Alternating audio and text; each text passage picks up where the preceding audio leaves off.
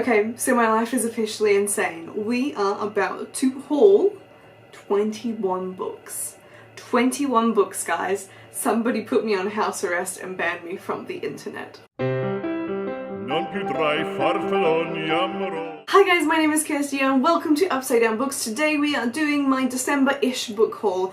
I've recently sort of changed the way that I do book hauls from being like only the books I bought and received in that month to just whatever books I received since last time I did a haul, because punctuality is just not my thing right now. I've never been so impunctual. Anyway, that's beside the point. So I have 21 books. Since my last book haul, I've acquired 21 new books. Now some of them are like, it sounds more stressful than it is. There's probably only half of that amount that are like books I am really intentionally meaning to read, because I've been sent a lot of ARCs. That's my excuse anyway, but you know, we're just going to get into it because this is going to take too long. I'm going to start us off with the books that I received from publishing companies to review. The first book that I have to show you is Book of 1,000 Days by Shannon Hale. This one is about, I think, two women who are locked in a tower and they get a chance to escape, and so they go for it. Okay, so the main story of this one, I have a feeling this might be a retelling of a fairy tale, but I'm not sure which one it is. Follows a maidservant, so a lady who signed up to be the maid of a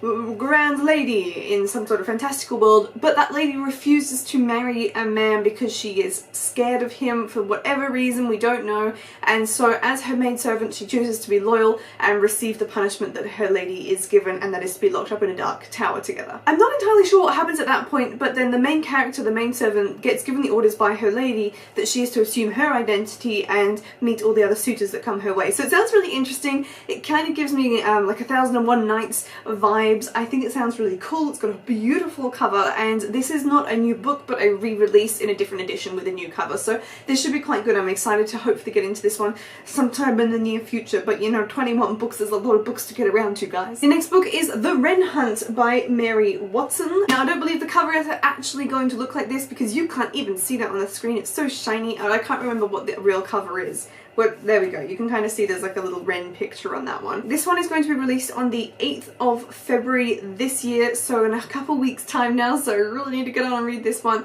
but it sounds really intriguing. I'm not sure what to expect from this one. So the main character is something called an augur, and every year there is sort of a traditional thing that I believe happens on Christmas or Christmas Eve, where she is chased through the forest by a bunch of boys who don't know her true identity, and the kind of catch with that is if they did it would be like really, really bad. She is magical, and this year, in the year that the book is taking place, she has to become a spy and be amongst these boys who she fears in order for her and her family to survive. I'm not sure what to expect from this. No matter how many times I read this blurb, I'm really not sure, but I kind of get the idea that it's going to be her leaving her family and everything she knew to try and help them and use her magic, and she's going to get into the society and suddenly realise that everything's not as it seems. I get the feeling that is what this book is like, but thank you anyway to Bloomsbury for sending me those last two books. I'm very excited to get around to reading them, and I think this is probably going to be quite a good book, so go get yourself a copy of it. The next book I was sent by Alan Unwin, and that one is The Sister Song by Louise Allen. This one sounds really sweet. I have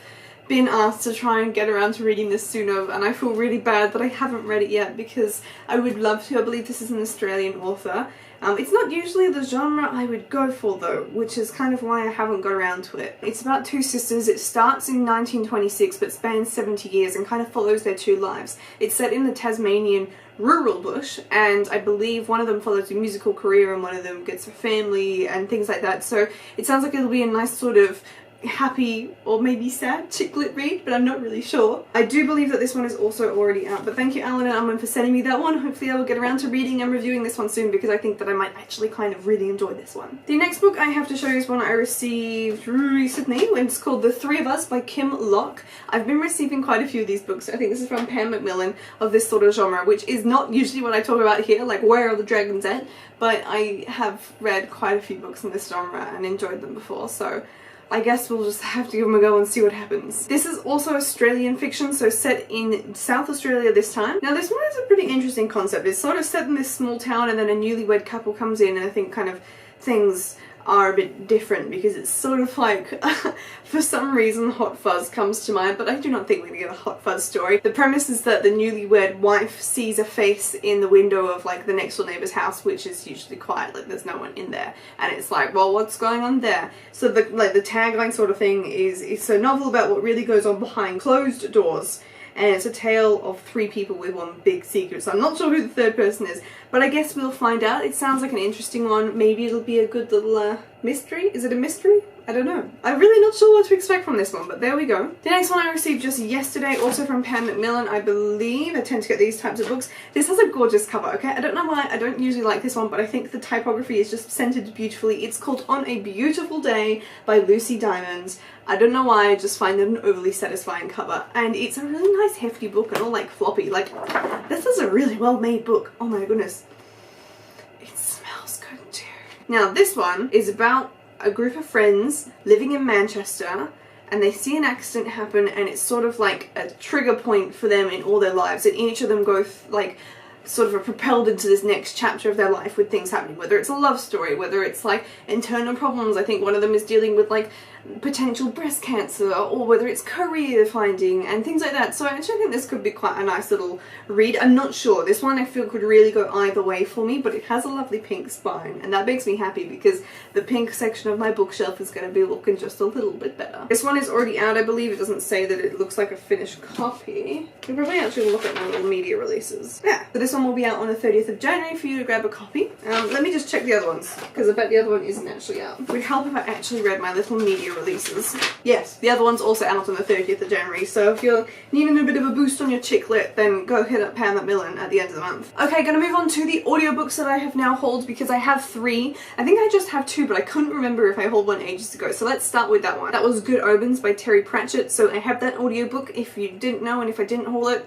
Moving on to the next one. The next book that I decided to get with my next Audible subscription was They Both Die at the End by Adam Silvera. This book was just all the rage when it came out, but because I haven't read any other Adam Silvera books, I've never really been caught up in the hype to go and buy it, but I love Audible because it's kind of like my free reign of picking books that I wouldn't get to as quickly or might not be quite up to if I wasn't reading them via audiobook. But the narrator for this one sounds really good. I'm sure it will be a fantastic book, so I'm excited to dive into the audiobook version of this one. I then also received like a bonus credit for resubscribing to Audible, because this is a recent resubscription for me if you haven't been following along. So with that extra bonus credit, I decided to treat myself and buy the hunker that is Outlander by Diana Gabaldon. I'm very excited for this one. This is like a 39 hour audiobook, so it's going to be a pretty big commitment. I'm really hoping I like it. I can potentially see myself getting maybe a little bored with like the slow reading as it lulls me to sleep, but I'm pretty sure this series is going to be made for me. I love Scotland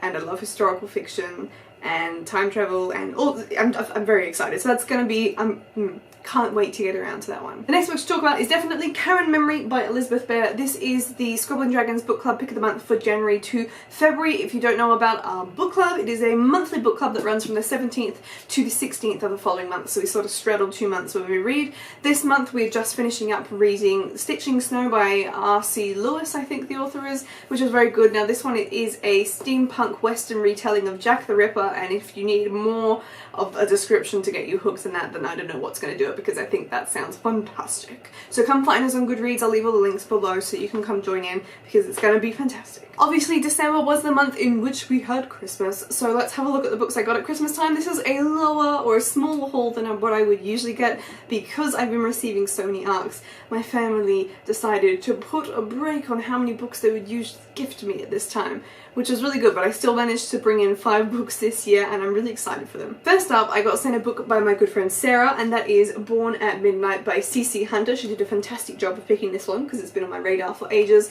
This is a paranormal fiction book set in modern day time, and I think she goes to camp. I'm pretty excited, love my paranormal romances and fiction, and I'm pretty sure this is a really good one, and I'm glad that I finally have a copy to read. The first book that my family got for me at Christmas time was Invictus by Ryan Groud, and this was one of my most anticipated books for 2017 that I did not purchase because I was very poor.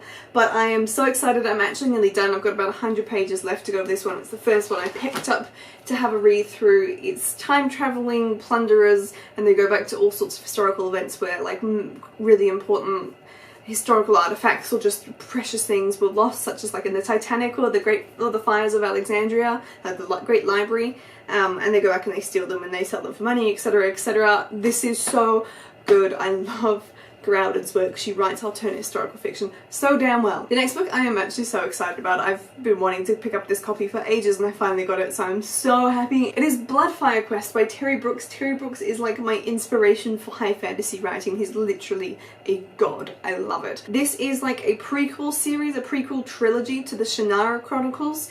It's called The Dark Legacy of Shannara. It's amazing. It's got some really wonderful, fantastical creatures in it, fantasy creatures in it.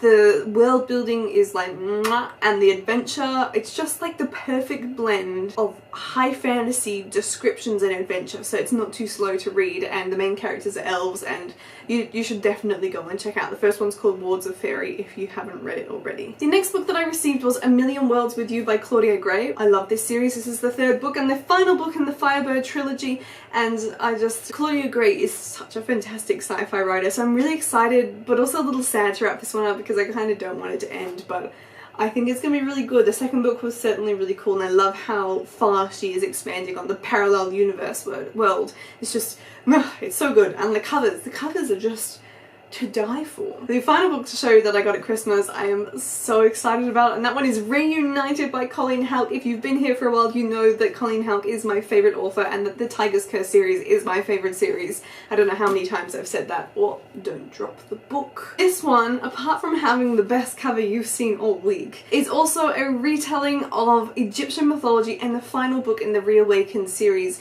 If you don't know what this series is about, it is about a girl called Lily who meets a resurrected mummy called Amun, and they go on a quest together to try and break some curses and do some interesting stuff. It's really cool. So the mummies resurrect every 1,000 years and they have to like redo this protection spell to stop the end of the world happening, and there are good gods and bad gods and people who research the world, sort of those called Egyptologists that kind of help Lily out along the way. This series is phenomenal. Like if you need an author who writes mythology into fantasy, like rewrites, what are those called? Retellings of mythology really well, Colleen Houck is your gal. Like her Tiger's Curse series is an Indian mythology retelling, and it's you all just need to go and read Houck's works, please. I'm so excited about this. Do you want to see this book naked? This book naked is real pretty. It's got a pretty spine. I don't think you're ready for this. You're not ready for the beauty. Look at that spine. Everything else is plain, but that spine is sparkly and pink. Anyway, moving on, let's not dwindle too long. So now I'm going to move on to my graphic novel haul because I really got into graphic novels this last month. It's been ridiculous. I've bought so many of them. I'm expecting more to come in the mail, but I've just got to show you what I've got at the moment. Now these first four I actually bought at a bookstore. I went to a bookstore and I bought books because they had them for amazing prices. So the first graphic novel I have to show you is Low by Raminda Antokini, or is that one name? I'm really not too sure. This one is about a futuristic world where the world is now unsafe for humans to live above ground, so they've moved to underwater colonies and are trying to work out ways to either fix the planet or find a different planet to live on, and I'm very, very excited about that concept. That is awesome, don't you think? I love the artwork in here because it's got that kind of more sketchy feel to it rather than the real like set lines that you find in Saga. It's a little bit less fine-tuned than that. I really like that style. The next graphic novel that I picked up was Monstrous by Marjorie Liu and Sana Takeda, and this one has some awesome artwork in it. It's also steampunk, so that's pretty much why I'm here. I don't think I've ever really talked about it much on this channel, but I am a steampunk addict. But have a look at like the darkness of those pictures. It's just gorgeous. It's got some really beautiful artwork. Like, this stuff is gorgeous, guys. The next graphic novel that I got was The Wicked and the Divine by Gillian McKelvey and Wilson Cowles. I have actually already read this one, and this had some beautiful artwork. This is very much so similar, like identical style to Saga. The artwork in this one is absolutely to die for. We've got artwork coming out with colours like this. It's absolutely gorgeous. This is worth having just to have a flick through of what's in there. But yeah, I really enjoyed this one. I remember seeing someone review this, and I think they gave it an iffy review.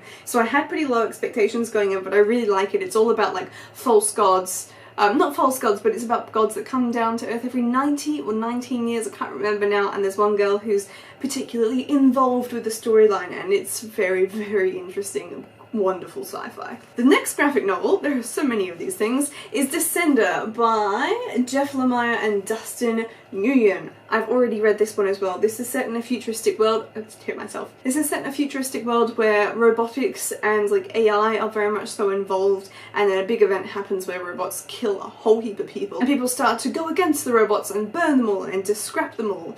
And the main character is a little robotic boy, and it's kind of like really sad because he's kind of got the intellect of like a young child, so he sees the world in a very innocent way as he's going through and kind of standing against humanity that just hates him for no reason. But this is really cool. I quite like the artwork in this one as well. It's on the more sketch style as well, which is what I really like, so I definitely recommend that one. And the final book that I got, which actually came in the mail today, is the complete collection of Mouse by Art Spiegelman, and this, I've been wanting this for ages. Obviously I love my historical fiction. This is an historical fiction graphic novel using mice as the main characters, and it's just, I'm so excited. It's black and white graphics in it, and I'm honestly so excited to just go through this and see what it's about. I'm not sure where the story is going to take me and what kind of things we're going to look at, but it looks gorgeous, so I'm so thrilled to have my hands on a copy of this one. The last two books I have to show you are two books that I got sent for like pre-approval on NetGalley by a publishing company called Blue Moon Publishing, and one of them is a sequel to one they've already sent me but I haven't read yet, and the other one has the most gorgeous cover of all time. So the sequel is called Immortal Creators. This one, oh gosh, I can't remember the premise of it. I think it's something to do with writers who write fantasy worlds that might come to life or they go into them, but I'm quite excited about that one. I'm not going to delve too much into it as this is obviously the sequel. The second book is called Paramnesia. Isn't that a beautiful cover? So this one I really like the sound of because it's sort of like got a contemporary setting. They're at a prom and stuff is happening. Then a paranormal creature called a revenant, which I totally am biased about liking because of Amy Plum's series, comes and attacks them, and I think someone dies, but her encounter leaves her with the ability to see the dead. Now it's called Paramnesia because everyone around the main character is assuming that she's developed this mental health issue called paramnesia, where she becomes unable to tell the difference between reality and dream. So it's kind of the story about her being involved with the Revenant world, but also now involved with the war between like helping society, between like protecting society, but also her own mind. So it sounds very, very interesting. So that was my insane December book haul. What a way to go out with 2017 there. I hope you enjoyed having a look at all the books that I had. Let me know down below if you've read any of the books that I have hauled. I'd love to know your thoughts. But other than that, I will see you in my next video. Goodbye. Hello and welcome.